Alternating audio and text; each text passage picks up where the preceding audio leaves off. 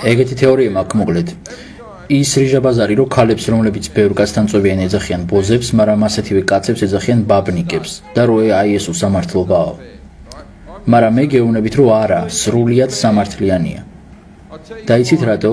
იმიტომ რომ ძალიან ადვილია ბოზობა და ძალიან ძნელია ბაბნიკობა. გესმით ხო არსებობენ საშინელი გასიებული მახინჯი ბოზები, მაგრამ არ არსებობს გასიებული მახინჯი ბაბნიკი. მე დაჟე მინახავს ბოზანდარა ლილიპუტი, მაგრამ არ არსებობს ბაბნიკი ლილიპუტი. ნუ შეიძლება იქ მათ შიდაწრეში მაქსიმუმ, მაგრამ всё.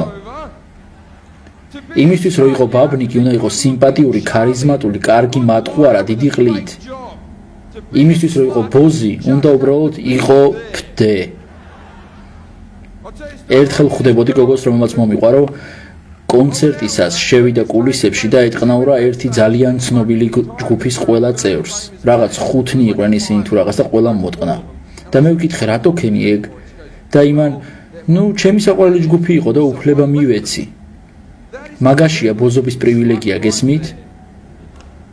მე ვერ შევალ კულისებში Spice Girls-თან.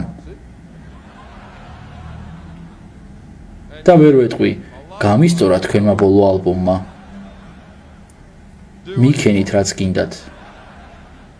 და სანამ გამხდით რიჟამ ლუდი მომიტანოს.